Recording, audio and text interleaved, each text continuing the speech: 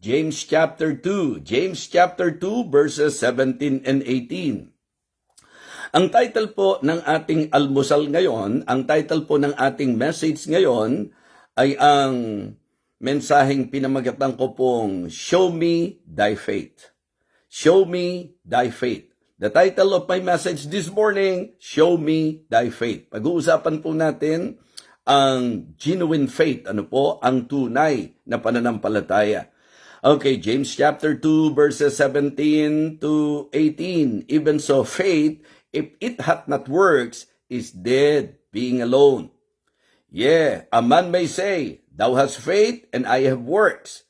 Shew me thy faith without thy works, and I will shew thee my faith by my works. Okay? Maliwanag po. For the second time, let me again read to you our text. Even so, faith, if it hath not works, is dead, being alone.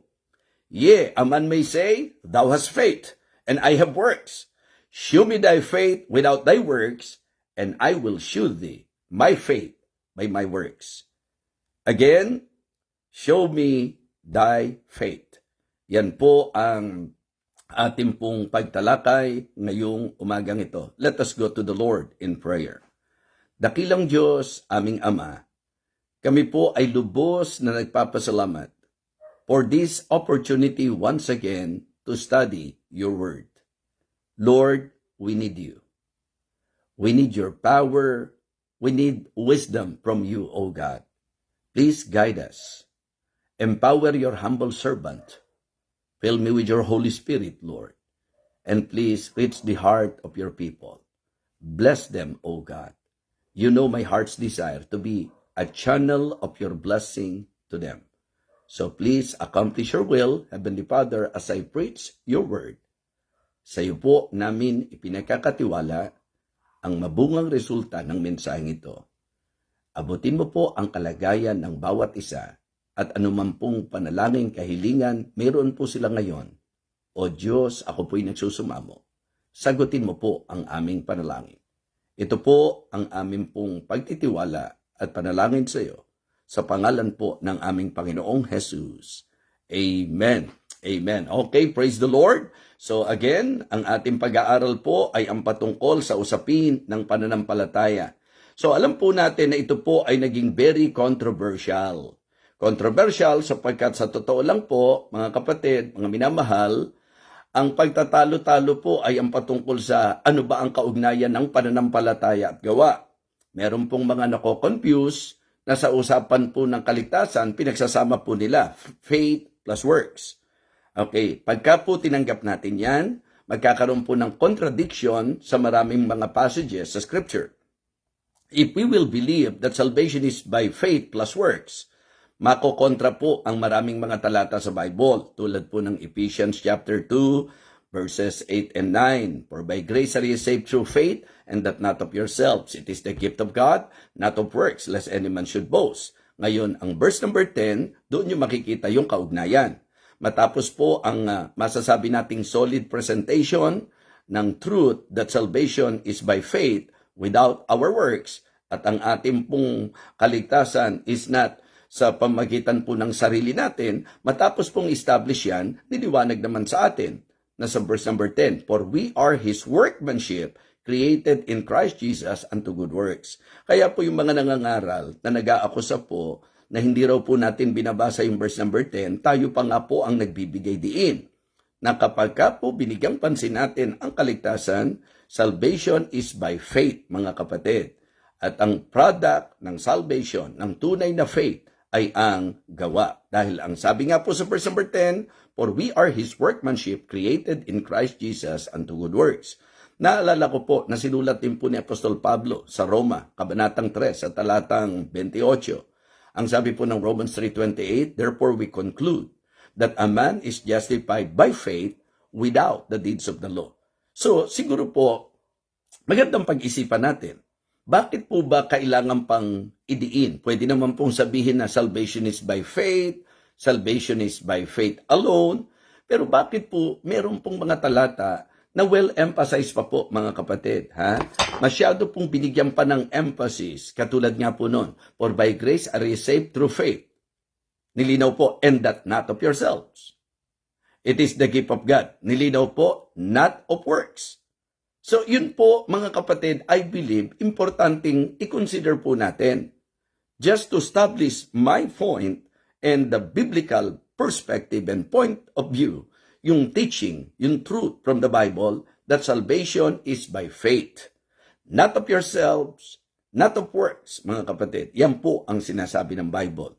Ngayon, doon po sa Romans 3:28, katulad ng sinabi ko, therefore we conclude, di ba? Sa kanyang pagbibigay ng konklusyon, sabi niya, that a man is justified by faith without, nilinaw pa without the deeds of the law.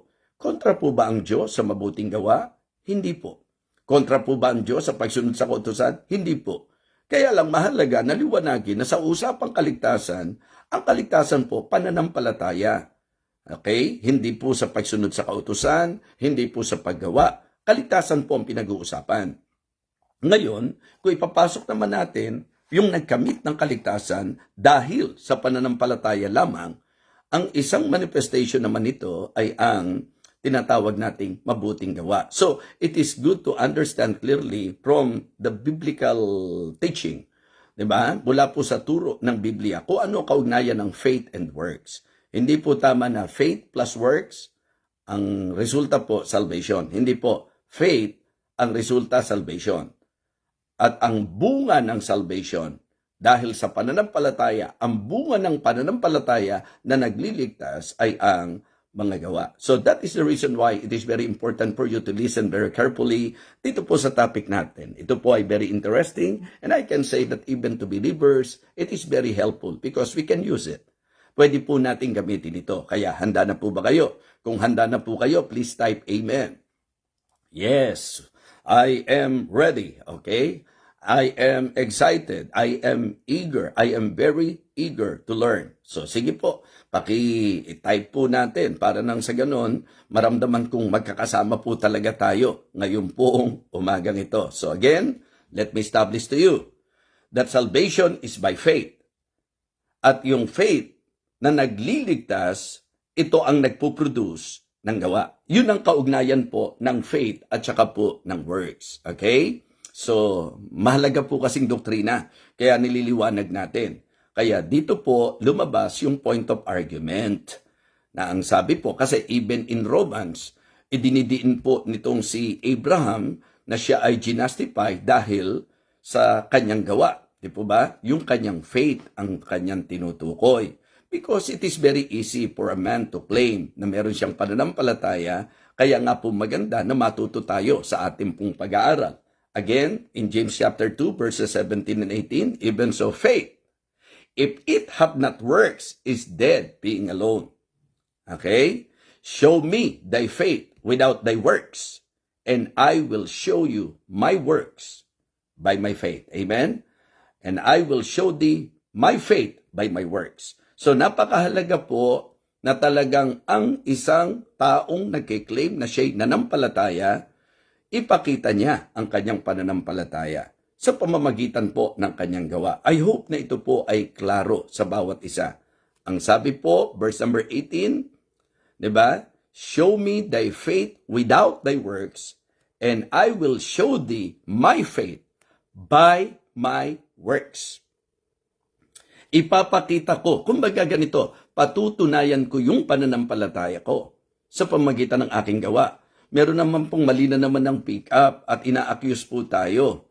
Nasasabihin daw natin na kailangan daw po may patunay ang pananampalataya. Kaya para sa kanila, ang kanila ngayong conclusion doon, lalabas faith plus works pa rin daw po tayo. Okay? So, napakahina po ng pick-up ng ganong mga tao kasi sila po ang naglalagay sa isip nila ng magiging akusasyon po nila sa nagtuturo. Kaya nga napakahalaga po na tayo na talagang nag-aaral ng salita ng Diyos maging careful. So kaya huwag kayong makulitan ho. Sa turo ng kaligtasan, salvation is by faith. Pero ang faith na kung saan itinuturo sa usapan ng kaligtasan ay merong patunay. Ngayon, ang works hindi po karagdagan para sa kaligtasan. Ang works, resulta, bunga o katibayan ng pananampalataya. Ngayon, hindi po natin sinasabing ang salvation is faith plus works. Ang sinasabi natin, yung faith must produce. Kasi genuine eh. Kaya yun po yung isa sa akin pong bibigyan ng diin ngayon eh. Sa mensahe po nating, show me thy faith. Ang papakita ko po sa inyo ay ang patungkol sa genuine faith. So, number 1, a genuine faith is not inactive.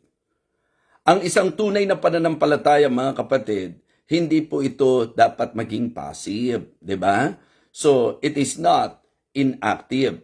Pagka sinabi nating genuine faith, hindi po pwedeng walang gawa. Yan po ang eksaktong sinasabi ng talata. Kaya sabi po ng writer, show me, I will show thee my faith by my works. So, ipapakita ko sa iyo ang pananampalataya ko sa pamamagitan ng aking gawa. So, yun po ang napakagandang maintindihan ng bawat isa. Okay? So, kaya ngayon po, ano ang mga katotohanan? Kung ang genuine faith po is not inactive, ano ang dapat maintindihan ng bawat isa? Lalo na sa mga nagkiklaim na sila po'y may pananampalataya. Okay? That genuine faith, number 1, moves. Active nga eh, di ba? So, ito po mga kapatid, ang isang dapat na maintindihan natin that genuine faith is not inactive, therefore, it moves.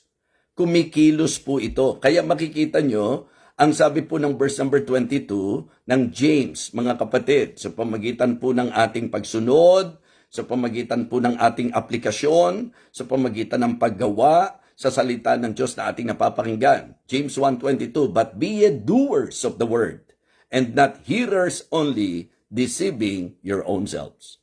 Diba? Our own selves. So, hindi po dapat na ang isang tao na nagkiklaim na may pananampalataya siya, hindi po kikilos. Kasi ang totoong pananampalataya, active po. Kaya nga, it is not inactive. Genuine faith is not inactive. It moves, mga kapatid. At ang pagsunod natin, ang pinakakilos ng tunay na pananampalataya. Kumbaga, the act of faith is obedience. Kasi kung nagtitiwala at nananampalataya ka talaga, yan po ang magiging patibay nito, patunay po nito. Okay? Second, the genuine faith manifest. Ang totoong pananampalataya po, hindi po pwedeng hindi halata. Hindi po pwedeng hindi visible. Ang isang tunay na pananampalataya, hindi po siya inactive. It moves and it manifests, mga kapatid. So kaya, isang bagay na dapat sinusuri, isang bagay na dapat tinitingnan po natin, na yung sinasabi nating pananampalataya, hayag ba? Nakikita ba? I mean, visible ba? Okay? So kasi minsan naku-question po tayo. Minsan parang sa iba, puzzle. Ang sabi nito, nanampalataya na siya. Pero bakit hindi nababago ang buhay? Bakit hindi sumusunod sa Diyos? O yung ibang careless na naman, na talagang nakasaksak sa isip, isa lang. Sasabihin, kita mo, kailangan, ikaw ang gagawa, kailangan, kikilos ka. Hindi po, ang pinag-uusapan natin, ito po dapat is automatic manifestation of a genuine faith. Pinag-aaral lang po natin to somehow enlighten the minds of those who are claiming that they have faith. Pero kailanman, ang ganitong presentation, hindi nagtuturo na faith plus works. Hindi po. Kundi very clear ang Bible. Si Abraham nga gumamit ng punto argumento eh. Sinasabi mo, may pananampalataya ka, pero wala yung gawa. Pakikita ko sa iyo yung aking pananampalataya sa pamagitan ng aking gawa. Hindi ba maliwanag? May manifestation. Hindi po pwede na ang sinasabi mong faith, hindi hayag, hindi kita. So it moves, it manifests, mga kapatid. Kumbaga, obvious ba? Yes. Ang mananampalataya to. Talagang ito, may tiwala sa Panginoon. Ang tunay na may tiwala sa Panginoon, ang tunay na may pananampalataya, believe me, makikita po yan. Hayag po yan. Kaya nga po, isang bagay na medyo dapat particular po tayo. Nagtitiwala ka pala sa Diyos eh. Bakit parang sa nakikita sa iyo? Hindi. Di ba? Ganyan po. So, and the challenge is very clear. Show me thy faith without thy works, and I will show thee my faith by my works. It means to say, ang tunay na pananampalataya dapat hayag. Dapat nakikita. Okay? Napatutunayan at naipakikita. So, a genuine faith moves. A genuine faith manifests. And a genuine faith motivates. Amen? Yes. Ang totoong pananampalataya, mga kapatid, na kapag mo-motivate ito. And you know, ang isa po sa magiging patunay po natin dito, yung sa prayer life po natin. Through prayer, mga kapatid, makikita nyo po yung mga nagpe-pray. Kasi minsan, ang prayer dinadaan ng marami sa magandang statement sa magagandang words. No. Ang ino-honor ng Diyos is not yung sasabihin mo. Ang ino-honor ng Diyos, yung pananampalataya mo. Dahil kahit gaano po karami ang sinabi po natin, kung hindi po nakikita ng Diyos yung pananampalataya, wala rin pong mangyayari. Diba? But let him ask in faith. Remember, James chapter 1, verse number 6? But let him ask in faith, nothing wavering. For he that wavereth is like the wave of the sea, driven with the wind and tossed. Kaya sabi, for let not that man think that he shall receive anything of the Lord. So kailangan, mga kapatid, ikaw mismo motivated. Kung talagang may pananampalataya ka, kasi parang ang hirap naman pagtagpuin na nananampalataya ka, nagtitiwala ka sa Diyos, pero ang prayer life mo weak. Tamad ka sa panalangin, wala kang panahon sa panalangin. Ang tunay na pananampalataya motivates, mga kapatid. Kaya gaganahan ka mag-pray ng mag-pray dahil sa pananampalataya mo. Ang sarap tumawag sa Diyos na nakikinig. Ang sarap tumawag sa Diyos na sumasagot.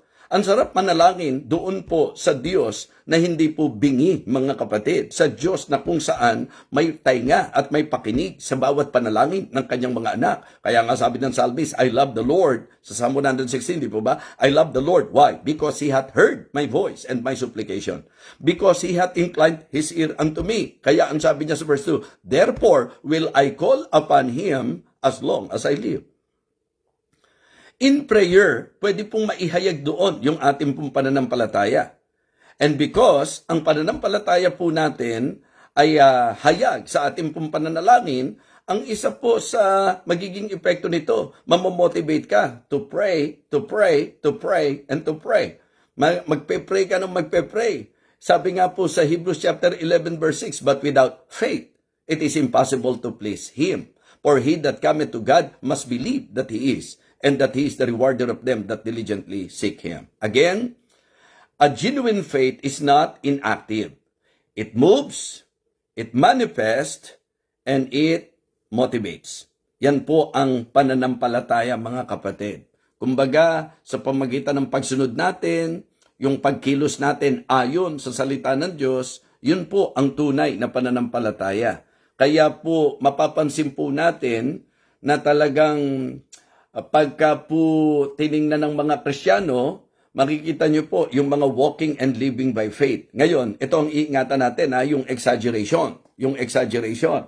Para lang po mapalabas na malakas ang pananampalataya natin through our statement. Hindi po. Kasi ang faith po, hindi siya word lang. Diba? It is an action word. Diba? Ang tunay na pananampalataya, mga kapatid, hindi po bibig lang ito, hindi po salita lang ito. Kaya nga ang sabi po, nandaraya lang ng sarili, yung nakikinig hindi tinutupad. At minsan po, claim tayo ng claim na mananampalataya tayo, but we are not walking, we are not living by faith. So, genuine faith is not inactive. Second, a genuine faith is not inoperative. So, actually po, nung pinag-aaralan ko yung word, parang pareho lang po siya. So, na sumesentro po doon sa idea na dapat sa pananampalataya functional, di po ba? Kumbaga, gumagawa in a real life. Well, siguro po, for the sake of emphasis, gagawin po natin na ang second point po natin, not just for the sake of alliteration, bagamat tayo po nagpipilit na hanggat posible para easily matatandaan po natin, pero ito po more of doon sa emphasis, more on emphasis po doon sa word na ginamit po natin. So, a genuine faith is not inactive and a genuine faith is not inoperative. Diba? Hindi siya inactive because genuine faith moves, manifest, and motivates. Ayan. Ngayon naman po, a genuine faith is not inoperative. Ang ibig sabihin po, mga kapatid, ang totoong pananampalataya, ito po ay nag-ooperate in obedience. A genuine faith operates in obedience. So talagang yung pagsunod, nakatulad nung sinasabi ko kanina sa James 1:22, di po ba? Ngayon, pansinin niyo po nung sinabi rin po ito sa Romans chapter 1 and verse number 5, yung particular na puntos niya, nang sabi niya, by whom we have received grace and apostleship for obedience to the faith among all nations. Kaya si Pablo po nagiging particular lagi kapag siya nangungusap. Kaya no wonder na sa time natin, kailangan binibigyan ng din ito because the same thing na nakita ko po kay Apostol Pablo that the reason why he's giving emphasis many times sa kanya pong ipinupunto, lalo na pagka sacred, sensitive topic. Pagka po sensitive topic, kasi kahit sa panahon natin ngayon, napaka-sensitibong topic po nito, di po ba? So kaya mahalaga po na yung pananampalataya natin, mga kapatid, operative siya. Di ba? Not inoperative. Dapat ito po ay nag-ooperate through obedience, in obedience mga kapatid, sa pagsunod po natin. And a genuine faith overcomes obstacles.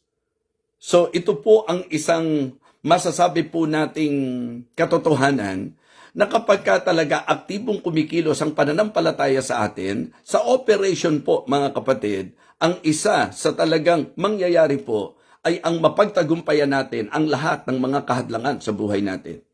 May sakit ka, okay? Not necessarily nawala yung sakit mo, pero na-overcome mo yung pong karamdaman dahil sa pananampalataya mo. Kumbaga mga kapatid, in the life of the Apostle Paul, nung sinabi po sa kanya that my grace is sufficient for thee, pinanghawakan na ni Apostol Pablo yon. So hindi na po naging issue po sa kanya kung gaano katindi yung karamdaman niya. Ang issue sa kanya, yung bang assurance na may sufficient grace ang Panginoon because ang faith po is taking God at His word. Na kapag ka sinabi ng Diyos yan, makikinig ka lang, susunod ka lang at pangahawakan mo lang. So kaya mga kapatid, ito po ay nagbibigay sa atin ng tagumpay. And this is the victory that overcomes the world. Diba? Even our faith. Yung pananampalataya natin, ito po ang talagang masasabi po natin na aktibong gumagawa upang tayo po ay magtagumpay. So operative siya, di po ba? So in obedience, ganun din po in obstacles, at kahit nga po sa mga opportunities, di po ba? Sa opportunities. Kaya sabi ko kay PNG, kasi yung working out sa mga opportunities po natin. Alam niyo po, actually, sa mga nagno-notes, pwede pong outworks, di ba? Opportunities. Kasi ang pananampalataya po, minamaximize po niya ang bawat pagkakataon para makapaglingkod sa Panginoon. Kaya nga nire-reconcile ko po. Kaya pala, ang nangyayari po sa akin, meron akong personal na iniisip, di ba, na siguro pahinga muna ako nitong week na ito.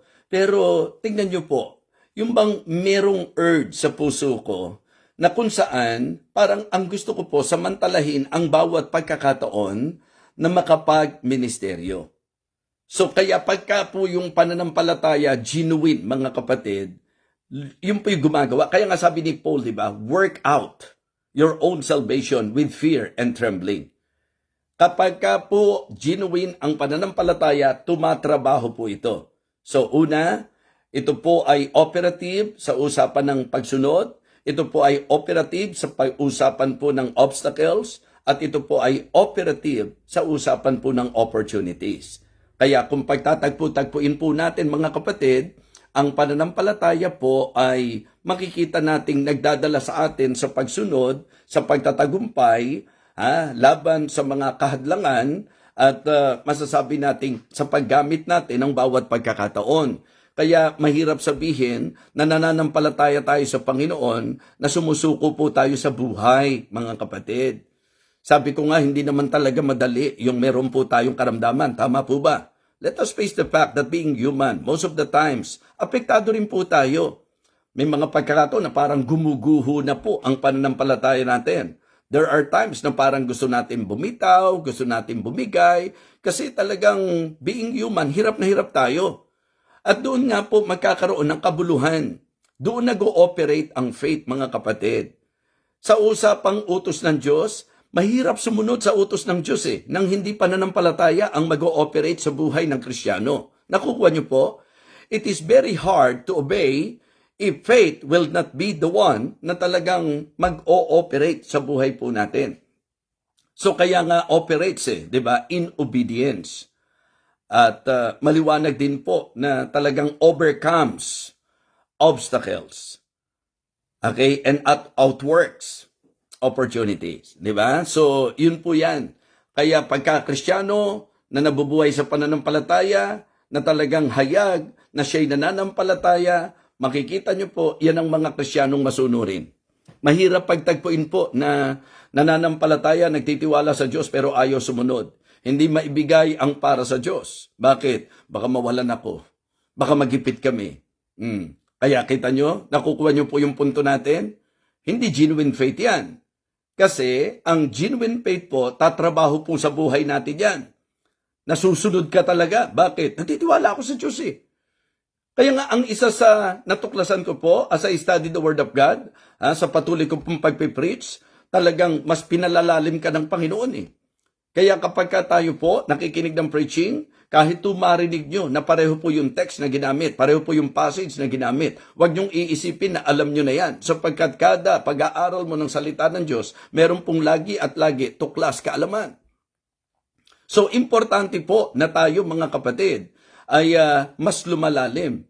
And what I found out is this, mga kapatid, na itong si Abraham, sa usapan ng pananampalataya, pag inaral nyo po sa Biblia, ang dahilan ng kanyang masasabi nating pagsunod, ang dahilan kung bakit ang tila napakahirap, sino po ba sa inyo magsasabi na madali pong sundin yung inutos ng Diyos, na i-offer mo si Isaac? Kadalasan nga po, nahahadlangan tayo sa usapan po ng ating pong pamilya, di po ba?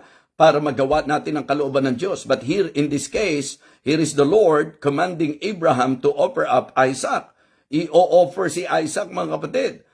Take note, kaisa-isang anak, matagal na hinintay, matagal na kinasabikan, bago na pa sa kanila, talagang hindi bibirong panahon ang hinintay po ng mag-asawa. Tapos, heto po ang Panginoon para subukin ang kanyang pananampalataya. That is exactly the point. Na talagang ang utos ng Diyos, pagsubok sa pananampalataya yan. Kaya po wag ka nang humanap pa ng kadibate kung hindi mo masunod yung gusto ng Panginoon. Minsan po, to justify yung pagsuway, umiisip po tayo ng pamamaraan para po mapangatwiranan. Mali po yun. Mga kapatid, kasi ang may genuine faith, ito po susunod.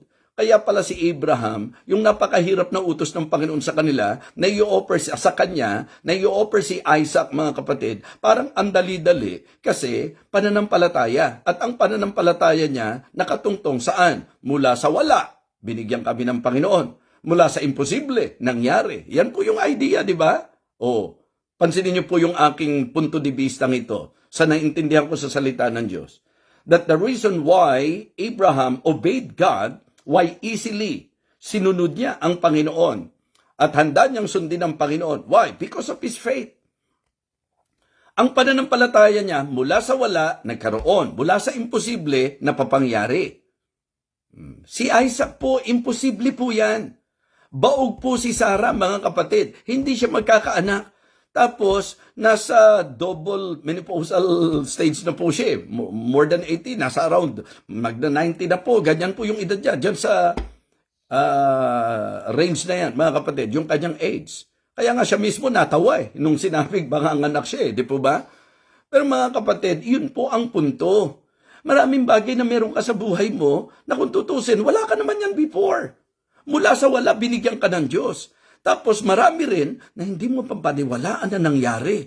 Basta ang ko lang, pinag-pray ko, pero ang totoo niyan, kung ang tao ang pag-uusapan, imposible, pero syempre dahil may tiwala ako sa Diyos, yung imposible napapangyari. So mga kapatid, kaya po pag tinignan nyo si Abraham, malalim talaga. Malalim siya sa usaping pananampalataya. Bakit? Kasi yun ang nakatatak sa isip niya. Mula sa wala, binigyan kami. Mula sa imposible, napapangyari. How come? Na magdududa ako sa Diyos. So tapos, idiniin ng Hebrews chapter 11, na ang dahilan din pala kung bakit naging madali sa kanyang pagsunod, pananampalataya talaga. Ano ang kanyang pananampalataya? Na kahit na matuluyan pa si Isaac, na kahit mamatay si Isaac, kahit na may offer talaga si Isaac at mawala, mga kapatid, ang kanyang pananampalataya, kaya ng Diyos na ibangon siyang muli. Kaya ng Diyos na buhayin siyang muli. Kaya nga sa mga members natin, ang motivation natin, kaya hindi mahirap magbigay. Bakit? Grabe naman ang Panginoon eh. Wala naman tayong pagbibigay na hindi niya binalik. At ang matindi po sa Diyos, pag nagbalik, siksik, liglig, at umaapaw. Amen? Good measure, pressed down, shaken together, running over. Kaya po, yung mga masasabi nating giver, isa yan sa pagpapakita ng genuine faith, mga kapatid Yung kaya mong sundin ang sinabi ng Diyos. Maraming gastusin, maraming pangangailangan, pero para sa Diyos to Pananampalataya, ibibigay ko, hindi kawalan. Ang pananampalataya po, nag-iisip na kapag ka ginawa mo ang sinasabi ng Diyos, hindi po negatibo ang magiging resulta nito. Surely, mga kapatid, positibo ang magiging outcome nito. So, tapos, yun nga po, yung sa obstacles, di po ba? Ang pananampalataya, maipakikita sa pamagitan ng pagtatagumpay natin sa mga hadlang. Hindi po yung ikaw ang minamaneho ng hadlang na may gagawin ka sana sa Diyos, kaso may naging hadlang. Gusto ko sanang gawin to, gusto ko sana ibigay to, kaso merong hadlang. Kung ikaw ay lagi napapadaig sa hadlang, lumalabas, hindi ka nag-ooperate by faith. Diba? Hindi po bubunga ng maganda sa iyo, yung sinasabi mong pananampalataya. And then yung opportunities, para palagpasin mo ang bawat pagkakataon, mga kapatid. Samantalang, eto ang pananampalataya ko Ang pananampalataya ko, napakahilig ko po sa basketball. Pero kahit na ako po'y maging MVP sa basketball, kahit na mag-champion kami lagi, kahit na merong mga individual awards, kahit na palakpakan ako ng tao, sa pagbabasketball ko, kung doon ko ubusin yung time ko, pagkatapos ng buhay na ito, wala na po yun. Okay? Pero pagka po pinag-aralan at inobserbahan nyo po, the reason why every opportunity, mga kapatid, ginagrab po yan. Sapagkat sa pananampalataya ko, lahat ng gagawin mo dito sa lupa, ang talagang mananatili lang at may eternal dividends and value, mga kapatid, ay yung mga ginawa mo para sa Diyos. Bakit naman kung ano yung gagawin para sa Diyos, yun ang lilimitahan mo? Kung tunay ang pananampalataya mo, dapat ito po makita na magwo-workout po yan sa pamagitan po ng ating pong mga opportunity na tinatanggap sa Panginoon. Nung nakaraan, record po yan Imagine 8 days, how many preachings? All in all, 16, 18 preachings. Imagine po, including Believer's Breakfast naman. Kasi ang katamisan po sa puso ninyong lahat, kahit nasaan ako, hanggat may signal. Yan, yung iba habang may buhay. Tayo po sa usapan ng online natin, hanggat may signal. Hanggat kaya ng data, mga kapatid. Gagawin po natin yan because I want to use every opportunity to serve my God. I want to grab the God-given opportunities, mga kapatid. Kaya po, yun ang magandang kaisipang maidulot po sa atin ng usaping pananampalataya. Kaya yung definition, di ba? How we define faith is very important. Now, faith is the substance of things hoped for, the evidence of things not seen. Kaya po, gumagawa tayo ngayon, maring as of now, di ba? Bagamat ako, sabi ko nga, visible kung paano magpala ang Panginoon. Pero ang pinangahawakan ko, lahat ng ginawa ko para sa Diyos, iyon yung may kabuluhan maging sa kabilang buhay. Kaya I hope na ito po ay naging magandang paalala sa inyo. Okay, number 1, a genuine faith is not inactive. It moves, it manifests, it motivates. Okay, a genuine faith is not inoperative. Meaning to say, ito po mga kapatid, sa napag-usapan natin, operates in obedience, okay, overcomes obstacles, and outworks opportunities. Yan po ang masasabi po nating genuine faith. So, sa positive po, ang genuine faith, active and operative. Okay, pangatlo po, a genuine faith is not ineffective. Meaning, it is effective. Diba? So, it is not ineffective. Mga kapatid, ang tunay na pananampalataya nagpo-produce ng resulta at ito po ay nakalulugod, nakaluluwalhati sa Panginoon. Tama po ba? Okay? So kaya for me, it is not ineffective. It means to say, improving and increasing. Ang usapang pananampalataya, ito po ay magpapalago sa atin. 'Di ba? Ang ibig sabihin, gagawa talaga yan sa ating ika-i-improve, sa ikadaragdag, improving and increasing. Siguro ang mas madali, talagang magpapalago yan eh. Pagka totoo yung pananampalataya, epektibo yan sa ating paglago. You will surely grow, mga kapatid, if we will live by faith. If we will walk by faith, talagang mag-grow po tayo. Kasi ang kagandahan, sa Diyos po kasi, hindi kaagad, nandyan yung result. Pero ipinangako niya, mga kapatid. Kaya nga, ang pangahawakan mo yung sinabi ng Panginoon. Halimbawa po, mga kapatid, babaha daw sa panahon po ni Noah. Kung ang pag-uusapan, paningin, kung ang pag-uusapan po, isip ng tao, parang mabigat, imposible yata yung sinasabi ng Diyos na babaha, ni hindi pa pumatak ang ulan sa lupa, hindi pa man lang nangyari po yan. Pero sinabi ng Diyos, nakita na ni Noah yun, nababaha talaga. Kaya doon yung makikita, mga kapatid, na talagang ang isang Kristiyano na nabubuhay sa pananampalataya, makikita nyo, improving po yan. Hindi ba yung hindi na nakaalis sa kung ano yung kanyang kalagayan? As we continue on, we will surely improve kung ang pananampalataya po ay kikilos sa buhay po ng bawat isa sa atin. So, kaya ang Kristiyanong totoo na masasabi po nating may pananampalataya, nahandoon po yung kanyang matapat na paglilingkod at talagang minamagnify niya ang pangalan ng Panginoon. As we grow in faith, alam nyo, mga kapatid, lalo nyo nare-realize na ang glory hindi sa atin, sa Panginoon talaga. Kasi pagka medyo bata-bata ka sa pananampalataya, gusto mo ikaw pinapansin, gusto mo ikaw nakikita, pero as you grow, as you continue on in the faith, mga kapatid, you will realize, darating ka doon sa point at level ng buhay mo, na ang lahat ng gagawin mo, walang ibang gustong maging kahihinatnan, kundi kapurihan ng Panginoon. So, kaya sign po ng growth po yan, mga kapatid, that you are increasing, that you are improving.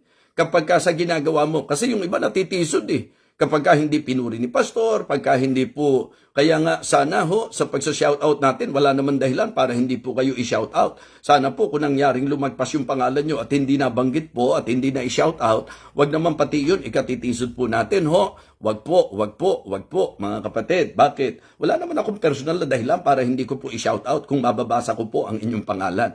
Yun naman po'y parang, alam nyo po yun, saya na lang din natin na tayo po'y parang nag-uusap through online sa ministeryong ito. But again, if we are growing sa usapan ng pananampalataya, mga kapatid, epektibo po ito, nakikilos para sa iyong improvement, para sa iyong paglago. Okay? So, improving and increasing. Ikalawa po, mga kapatid, ito po ay impacting din.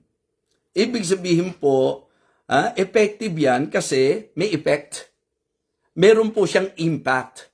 Kaya tingnan nyo sa Hebrews chapter 11, puro impactful yung kanilang pananampalataya. Diba? Kaya nga impacting. Ang pangit pakinggan, Impacting. Parang pag binitin mo, impacting. Importante po kasi na yung sinasabi nating pananampalataya, epektibo po yan. With effect, mga kapatid. Kaya impacting. So, tingnan nyo, sa Hebrews chapter 11, lahat ng tinala roon, masasabi natin na sa atin mismo, kahit sa panahon natin ngayon, nung panahon po nila at maging panahon natin ngayon, makikita nyo na may impact ang kanila pong mga buhay, mga kapatid. Sapagkat ang tunay na pananampalataya, kinakakitaan po ng pagbabago ang ating mga buhay at mapapansin po yan ng mga tao kahit sa mga nakapaligid po sa iyo. Kaya nagkakaroon ka ngayon ng epekto. Meron pong impact yung pananampalataya. Kaya sa Matthew chapter 5 verse 16, di po ba? Ang sabi, let your light so shine before men that they may see your good works. Again, ang good works sa ating pong in-establish na truth. Ano po ang good works? Result of faith, manifestation of faith, proof of faith, production of faith. Mga kapatid, yan po ang good works. Kaya sabi, let your light so shine before men that they may see your good works and glorify your Father which is in heaven. So, a genuine faith is not inactive. Improving po, di ba? Increasing, impacting, and inspiring. So, kaya po, pag inaaral ko po ang Hebrews chapter 11, nakaka-inspire na lahat ng tinukoy na nagpakita ng pananampalataya, meron pong hindi bibiro na ini-accomplish ang Panginoon sa kanila. How about in your life? Sa buhay po natin, ano po ang po pwedeng maging inspirasyon ng buhay pananampalataya natin? Nakaka-inspire ba sa iba? May impact ba sa iba? Okay? Improving po ba sa usapan ng growth? Improving po ba? Increasing po ba sa ating yung spirituality? So, yun po, mga kapatid. Kaya, for me, sabi ko, isang bagay po na nakita ko na wanting for a man to claim na may pananampalataya siya. But in the concept, nung ating pong teksto, ang ipinapakita niya, ang kailangan po nito ay ang patunay. Balikan niyo po yung talata. Di ba? Ang sabi po ng ating teksto, malinaw po, even so faith, if it hath not works, is dead, being alone. Yan daw po ang sinasabi po ng Bible. Kaya nga, yung emphasis natin doon sa verse 18 nung sinabi po, shew me thy faith without thy works, and I will shew thee my faith by my works. So kaya ang idea po ng message natin, 'di ba? Shew me thy faith by your works. Because faith is active. Faith is operative. And faith is effective. Ang ginawa natin puntos, a genuine faith is not inactive. A genuine faith is not inoperative. And a genuine faith is not ineffective. Ito po ay active because it moves, it manifests, mga kapatid, and it motivates. Ang talagang pananampalataya po ay nag-ooperate in obedience, 'di ba? Na-overcome natin yung mga obstacles at talagang gumagawa po at masasabi nating ginagamit ang bawat pagkakataon. At dito po sa ating last point, ipinakita ko po sa inyo that genuine faith is not ineffective. It means to say, improving po, increasing, impacting, and inspiring. I hope na sa message natin ngayon, habang nakikinig tayo, medyo nagkakaroon tayo ng evaluation. Nagkakaroon tayo ng pagtanaw sa ating pong mga sarili. Because ang ating pong karaniwang nakikita, debate rito, debate roon. Pagtatalo na kung saan, puro mga human logic ang ginagamit po. Kung gagamit man tayo ng logic, doon tayo sa biblical or Bible logic. Meron din naman mga argumentation po sa Bible na ang kagandahan leading to realization and enlightenment. Yung pong mga logic ng tao ngayon palibasa o human wisdom, nakaka-confuse patuloy sa mga nakakarinig. Napakahirap po bang tingnan na kung ang pag-uusapan salvation, hindi po pwedeng kulang yung ginawa ng Panginoon. The complete works, mga kapatid, yung kompletong mga gawa para sa ikaliligtas. Ginawa na po niya ang pagpapakasakit, pagpapakahirap, ang pagtitigis ng dugo, namatay, nalibing, muling nabuhay. Ginawa na po niya ang lahat. Kaya nga, lagi ko po nililiwanag na sa usapang salvation, wala tayong contribution doon. 100% gawa ng Diyos yun. Sa bahagi natin, ang kakailanganin, panampalatayanan natin yung 100%. Hindi po yung ang pananampalataya natin magpapa 100%. Hindi po. 100% na po yung gift. 100% na po yung salvation. 100% po yung work of redemption. Yung pong ginawa ng Panginoon for our salvation, 100%. Nakapackage po yan. Gift po yan, mga kapatid. Ngayon, kung paniniwalaan mo yan, na talagang sa kaligtasan mo, hindi yung ginawa mo, kundi yung ginawa niya, yan ngayon ang pananampalataya. Na ikaw ngayon kikilala hindi sa magagawa mo, hindi sa sarili mo, hindi sa gagawin mo, kundi ikaw ay kikilala sa naging kamatayan, pagkalibing at muling pagkabuhay ng Panginoon. Yun yung gospel, the power of God unto salvation. Kaya nga, hindi na kailangan makinig pa kayo sa mga debate at malito pa kayo, makonfuse pa kayo. Hindi po. Ang pakinggan natin, Biblia. Okay, tanong, kanino pong gawa ang kaligtasan? Gawa ng Panginoon. May bahagi ba sa atin? Wala.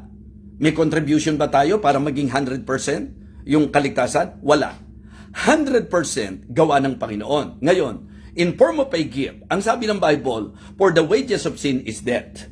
But the gift of God, okay, is eternal life through Jesus Christ our Lord. So meaning, yung salvation in form of a gift, ibinibigay po yan.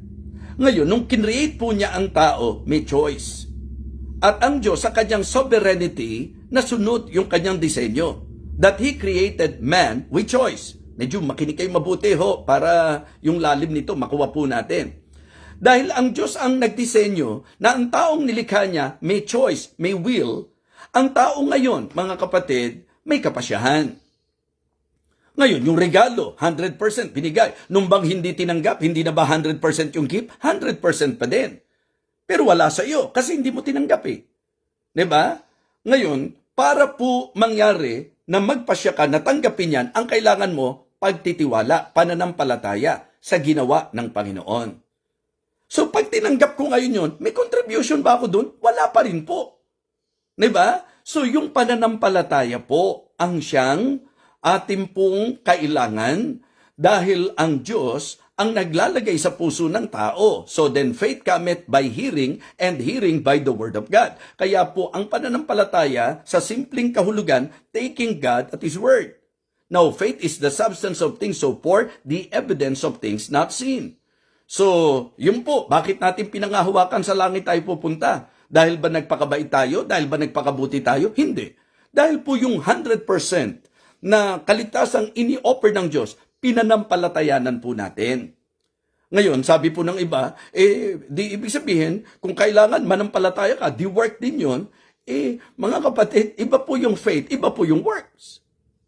Ang faith, yung panghawakan mo, yung Diyos, yung salita ng Diyos at ang ginawa ng Diyos. Kaya ginagawa pong confusing ng marami, ginagawang komplikado, pero actually po, solidong-solido at pulidong-pulido na sa turo ng Bible, 100% work of salvation, work of redemption, gawa ng Panginoon. Tayo po ngayon, ang tanong, dahil nilikha ng Diyos tayo na meron pong will, kaya siya pa rin ang nasunod. Kaya alam po, kung paano mo gagamitin ang will mo, doon tayo mananagot. So, kung tayo po ay magpapasya na panampalatayanan ang ginawa ng Panginoon, di salvation.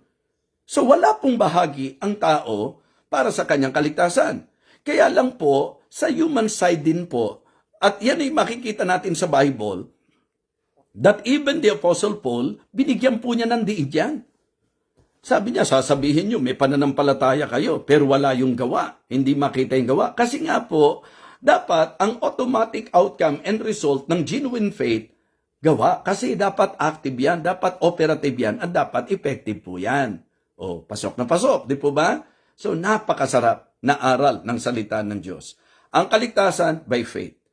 At ang faith na nagliligtas will produce works. Kaya doon papasok ngayon. For we are His workmanship created in Christ Jesus unto good works. Kaya tayo iniligtas para po sa mabubuting gawa. Kaya kapag sinabi mong ligtas ka at hindi makita sa buhay mo, hindi ko kino-question yung doctrine ng salvation. Kino-question natin yung nagkiklaim na siya ay may salvation. Hindi natin kino-question yung doctrine of faith. Ang kino-question natin yung claimer, yung nag-aangkin na siya may pananampalataya. Why? O di, balikan niyo po yung talata. Shew me thy faith without thy works, and I will shew you. I will shew thee my faith by my works. Mga kapatid, shew me thy works, thy faith by your works. Okay? So, napakaganda po. Ang ating tinalakay is about genuine faith. I hope na natuto po tayo and at the same time, na-challenge po tayo sa usaping pananampalataya. Let us pray. Aming Ama, Diyos na makapangyarihan sa lahat, muli po kami nagpapasalamat sa laya na meron po kami na mag-aral ng iyong banal na salita. Salamat po, dakilang Diyos, sa pagkatunay na mapangahawakan ka at dapat lang na kami pong mga mananampalataya ay mabuhay at lumakad sa pananampalataya. Nawa dakilang Diyos, ito po ay lagit-lagi mapatunayan po sa buhay ng bawat isa sa amin. Kaya dakilang Diyos, nawa ito po'y nagdagdag ng sukat ng aming pananampalataya, nawa ito po'y nagpalago sa aming Christian life, at nawa dakilang Diyos, kami po ay lalong napagtibay. Muli po, maraming salamat. Igawad mo po ang iyong basbas at ang iyong pagpapala sa bawat isa sa amin, sa lahat ng mga nakasubaybay sa ministeryong ito. Ito po ang aming panalangin sa pangalan po ng aming Panginoong Jesus. Amen. Amen. Praise God. Tayo po ba'y napagpala? Okay, purihin po ang Panginoon.